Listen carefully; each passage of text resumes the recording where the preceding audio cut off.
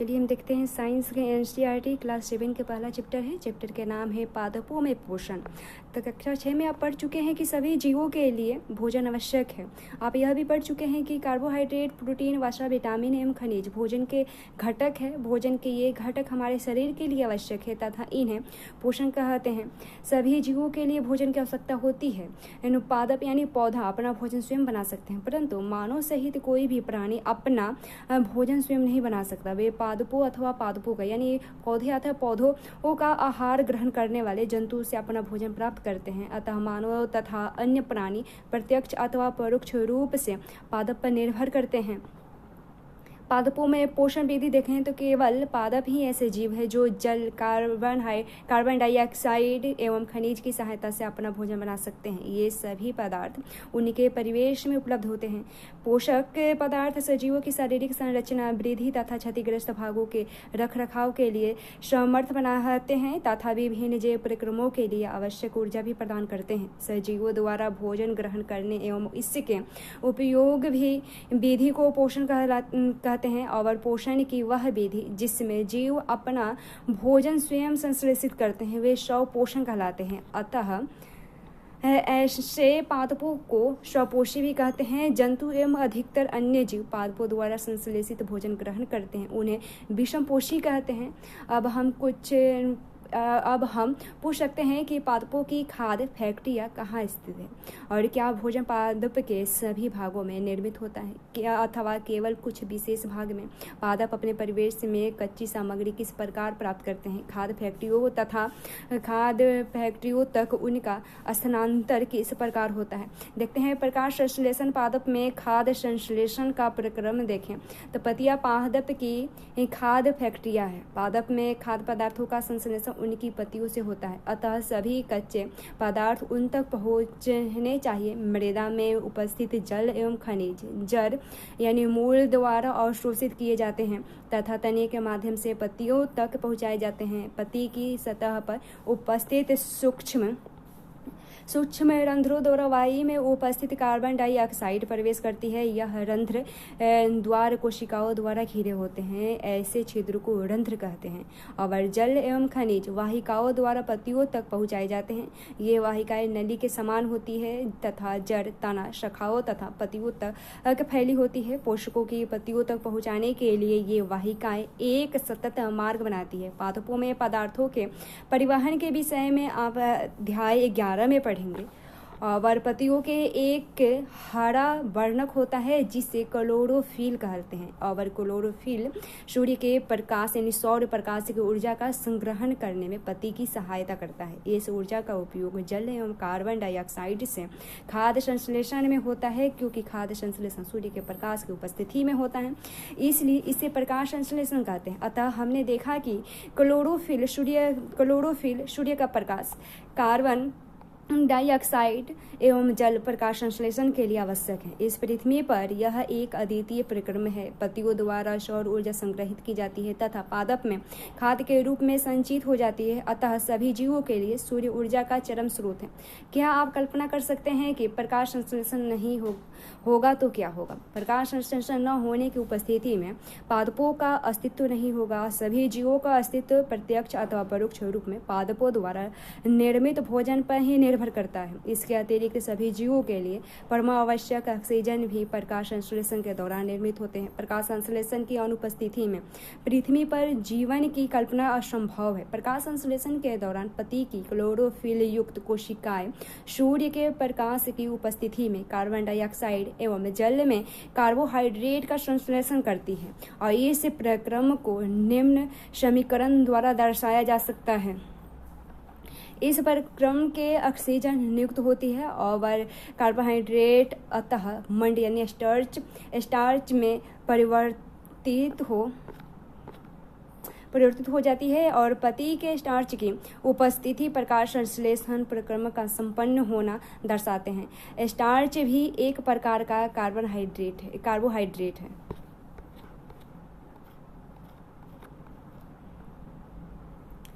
यहाँ कुछ पॉइंट दिए गए थे। पत्तियों के अतिरिक्त पादप के दूसरे हरे भागों जैसे कि हरे तने और हरी शाखाओं में भी प्रकाश संश्लेषण होता है। मरुस्थलीय पादपों में वाष्पोत्सर्जन द्वारा जल क्षय को कम करने के लिए पत्तियां सल्क अथवा शूल रूपी हो जाती है। इन पादपों के तने हरे होते हैं जो प्रकाश संश्लेषण का कार्य करते हैं। क्रियाकलाप के हिसाब से समझे तो एक ही प्रकार के पादपों के 2 गमले लीजिए और एक को अंधकार में 72 घंटे के लिए रख दीजिए तथा दूसरे को सूर्य के प्रकाश में रखिए। दोनों पादपों की पत्तियों में आयोडीन परीक्षण उसी प्रकार कीजिए जैसे अपने कक्षा 6 में किया था। अपने अवलोकनों को नोट कीजिए और अब उस गमले को जिसे अपने अंधकार में रखा था 3 से 4 दिनों के लिए सूर्य के प्रकाश में रख दीजिए तथा पुनः उसकी पत्तियों पर आयोडीन परीक्षण कीजिए। अपने परीक्षण अपनी नोटबुक में लिखिए और हरी पत्तियों के अतिरिक्त अन्य वर्ण यानी रंग की पत्तियों में भी क्लोरोफिल होता है, परंतु इन पत्तियों में उपस्थित लाल, भूरे अथवा अन्य वर्णक क्लोरोफिल के हरे रंग का प्रच्छदान कर देते हैं अर्थात ढक लेते हैं और इन पत्तियों में भी प्रकाश संश्लेषण होते हैं। अपने गीली दीवार पर तालाब अथवा ठहरे हुए जलाशय में हरे औपंख यानी कई जैसे पादप देखे होंगे। ये सामान्यतः कुछ जीवों की वृद्धि के कारण बनते हैं जिन्हें शैवाल कहते हैं। क्या आप कल्पना कर सकते हैं कि इनका रंग हरा क्यों होता है? इनमें क्लोरोफिल होता है जिसके कारण ये हरे दिखाई देते हैं। शैवाल भी प्रकाश संश्लेषण द्वारा अपना भोजन स्वयं बनाते हैं। उसके बाद पादपों में कार्बोहाइड्रेट के अतिरिक्त अन्य खाद्यों का संश्लेषण देखें। तभी आपने पढ़ा कि प्रकाश संश्लेषण प्रक्रम द्वारा पादप यानी पौधे कार्बोहाइड्रेट का संश्लेषण करते हैं।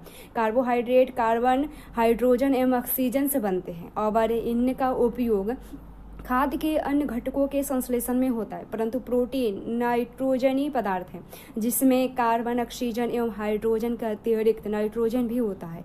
पादपों को नाइट्रोजन कहाँ से प्राप्त होते हैं? तो याद कीजिए, वायु में नाइट्रोजन गैसीय अवस्था में प्रचुर मात्रा में पाई जाती है, परंतु पादप इसका अवशोषण इसी रूप में नहीं कर सकते। मिट्टी में कुछ विशेष जीवाणु होते हैं जो गैसीय नाइट्रोजन को उपयोगी यौगिकों में परिवर्तित कर मृदा में निर्मुक्त करते हैं और यह विलय पदार्थ पादपों द्वारा जल के साथ अवशोषित कर लिए जाते हैं। संभवतः आपने देखा होगा कि किसान अपने खेतों में उर्वरक तथा खाद डालते हैं जिसमें नाइट्रोजन पदार्थों की प्रचुरता होती है। इन प्रकार अन्य संगठनों के साथ पादपों की नाइट्रोजन की मांग की आपूर्ति हो जाती है और इसके पश्चात पादप खाद्य के अन्य संघटकों जैसे कि प्रोटीन वसा का संश्लेषण करते हैं। उसके बाद देखते हैं पादपों में पोषण की अन्य विधियां देखें तो कुछ पादप यानी पौधे ऐसे भी होते हैं जिनमें क्लोरोफिल नहीं पाए जाते। वे अपना भोजन संश्लेषित नहीं कर सकते। वे कैसे जीवित रहते हैं तथा वे पोषक किस प्रकार प्राप्त करते हैं?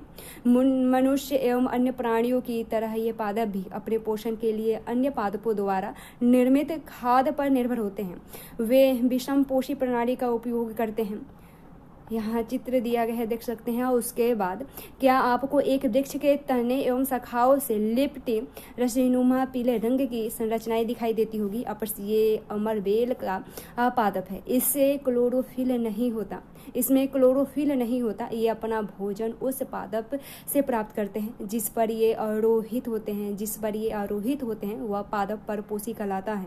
क्योंकि अमरबेल जैसे पादप परपोषी को अमूल्य पोषकों से वंचित करते हैं, अतः इन्हें परजीवी कहते हैं। क्या हम एवं अन्य जंतु भी पादपों पर परजीवी हैं? आपको इस पर विचार करना चाहिए और अपने क्लास में पूछना चाहिए। उसके बाद क्या आपने ऐसे पादपों को देखा होगा अथवा इसके विषय में सुना होगा जो जंतुओं का क्षरण करते हैं? कुछ ऐसे पादप भी हैं जो कीटों को पकड़ते हैं तथा उन्हें पचा जाते हैं। क्या यह विषमकारी नहीं है?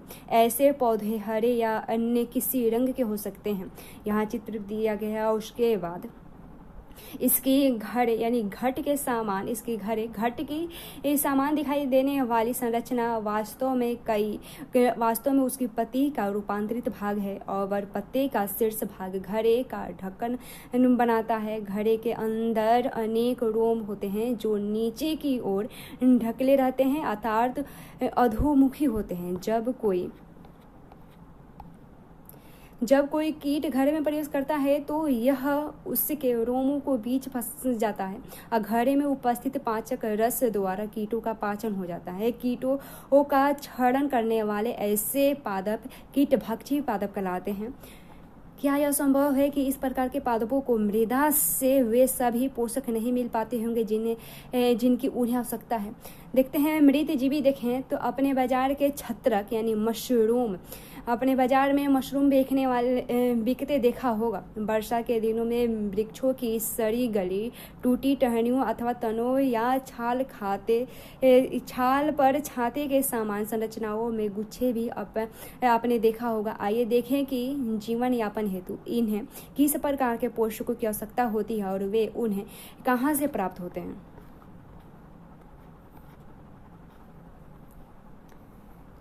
क्रियाकलाप के हिसाब से समझे तो ब्रेड का एक टुकड़ा लेकर इसे जल में भिगो ले और इसे किसी नम एवं उष्ण स्थान पर 2 से 3 दिनों के लिए रख दीजिए अथवा उस समय तक रहने दीजिए जब तक कि उस पर रोए जैसी संरचना न दिखाई देने लगे। ये संरचनाएं सफेद, हरे, भूरे अथवा किसी अन्य रंग के धब्बों के रूप में हो सकती है। किसी आवर्धक लेंस अथवा सूक्ष्मदर्शी की सहायता से इनका अवलोकन कीजिए। अपने प्रेक्षणों को नोटबुक में लिखिए और बहुत संभव है कि आपको रुई के धागों के समान संरचनाएं दिखाई पड़े।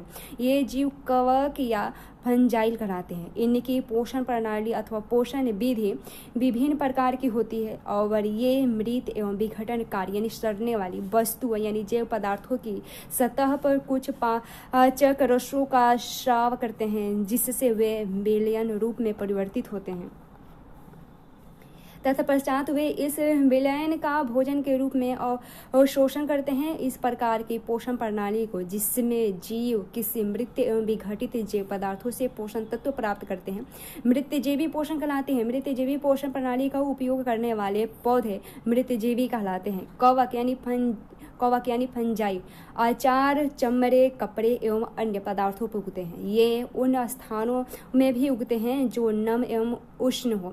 कवकों की वृद्धि के लिए वर्षा ऋतु सबसे अच्छी परिस्थितियां प्रदान करती है। इसी कारण वर्षा ऋतु के दौरान अनेक वस्तुएं कवकों की वृद्धि के कारण नष्ट अथवा अनुपयोगी हो जाती हैं। अपने अभिभावकों से कवक द्वारा होने वाले नुकसान पर चर्चा कर सकते हैं। सामान्यतः कवकों के बीजाणु और वायु में उपस्थित होते हैं और जब वे किसी ऐसे जैव पदार्थ अथवा उत्पाद पर बैठते हैं तो जो नम एवं उष्ण हो तो वे अंकुरित होकर नए कवक को जन्म देते हैं। क्या अब आप बता सकते हैं कि हम किसी वस्तु को कवक द्वारा खराब होने से किस प्रकार बचा सकते हैं? कुछ जीव एक दूसरे के साथ रहते हैं तथा अपना आवास एवं पोषण तत्व एक दूसरे के साथ बांटते हैं। इसे सहजीवी संबंध कहते हैं। उदाहरणतः कुछ कवक वृक्षों की जड़ों में रहते हैं। वृक्ष कवक को पोषण प्रदान करते हैं, बदले में उन्हें जल एवं पोषकों के अवशोषण में सहायता मिलती है। वृक्ष के लिए इस संबंध का विशेष महत्व है। लाइकेन कहे जाने वाले कुछ जीवों में 2 भागीदारी होते हैं। इनमें से एक शैवाल होता है तथा दूसरा कवक। शैवाल में क्लोरोफिल उपस्थित होता है जबकि कवक में क्लोरोफिल नहीं होता। कवक शैवाल को रहने का स्थान यानी आवास, जल एवं पोषण तत्व उपलब्ध कराता है तथा बदले में शैवाल प्रकाश संश्लेषण द्वारा संश्लेषित खाद्य कवक को देता है। उसके बाद देखें मृदा में पोषकों की पुनः पूर्ति किस प्रकार होती है। तो क्या आपने किसानों को अपने खेतों में अथवा माली को बगीचे के लॉन एवं गमलों में खाद अथवा उर्वरक डालते देखा होगा? क्या आप जानते हैं कि वे इन्हें मृदा में क्यों मिलाते हैं? आप पढ़ चुके हैं कि पादप मृदा से खनिज पोषक तत्व अवशोषित करते हैं, अतः मृदा में इनकी मात्रा लगातार कम होती जाती है। उर्वरक एवं खाद में नाइट्रोजन, पोटेशियम, फास्फोरस जैसे पादप पोषक तत्व होते हैं और पादपों द्वारा लगातार उपयोग किए जाने के कारण मृदा में उनकी मात्रा धीरे धीरे कम हो जाती है। इसलिए मृदा को इस पोषक तत्वों में ऐसे समृद्ध करने के लिए भूमि में उर्वरक तथा खाद मिलाने की आवश्यकता होती है। यदि हमें पादप के पोषण की आवश्यकता के बारे में ज्ञान हो तो हम न केवल पादपों को उगा सकते हैं बल्कि उन्हें स्वस्थ भी रख सकते हैं। पादपों को प्रोटीन बनाने के लिए सामान्यतः नाइट्रोजन की अधिक आवश्यकता होती है। फसल कटाई के बाद मृदा में नाइट्रोजन की कमी हो जाती है। यद्यपि वायु में नाइट्रोजन गैस प्रचुर मात्रा में उपलब्ध होती है, परंतु पादप पादप इसका उपयोग उस प्रकार करने में असमर्थ होते हैं जैसे वे कार्बन डाइऑक्साइड का उपयोग करते हैं। पौधे नाइट्रोजन को विलय रूप में ही अवशोषित कर सकते हैं। कुछ जीवाणु को राइजोबियम कहलाते हैं और वायुमंडलीय नाइट्रोजन को विलय पदार्थों में परिवर्तित कर देते हैं, परंतु राइजोबियम अपना भोजन स्वयं नहीं बना सकते। ये चना, मटर, मूंग, सेम तथा अन्य फलीदार पादपों की जड़ों में रहते हैं तथा उन्हें नाइट्रोजन की आपूर्ति करते हैं। अधिकतर दालें फलीदार पादपों से प्राप्त होते हैं। इसके बदले पादप राइजोबियम जीवाणु को आवास एवं खाद्य प्रदान करते हैं। उनमें सहजीवी संबंध होता है। इस संबंध का किसान के लिए विशेष महत्व है। दालों की फसलों के लिए उन्हें मृदा में नाइट्रोजनीय उर्वरक लेने की आवश्यकता नहीं पड़ती। यही नहीं, दाल की फसल उगाने के बाद अगली फसल के लिए भी सामान्यतः उर्वरकों की आवश्यकता नहीं रहती है। इस अध्याय में आपने पढ़ा कि अधिकतर पादप स्वपोषी होते हैं। केवल बहुत कम पादप ही अन्य पोषण प्रणाली अपनाते हैं जैसे कि परजीवी एवं मृतजीवी दूसरे पादपों से पोषण प्राप्त करते हैं। सभी प्राणी अपने भोजन के लिए पादप तथा अन्य प्राणी पर भी निर्भर रहते हैं, अतः उन्हें विषमपोषी के रूप में समूहीकृत किया गया है। क्या हम यह कह सकते हैं कि कीटभक्षी पौधे आंशिक विषमपोषी हैं? प्रमुख शब्द है स्वपोषी है, क्लोरोफिल है, विषमपोषी है, परपोषी है, कीटभक्षी पादप है और पोषक है परजीवी, प्रकाश संश्लेषण, मृतजीवी, रंध्र, सहजीवी, संबंध और कवक है।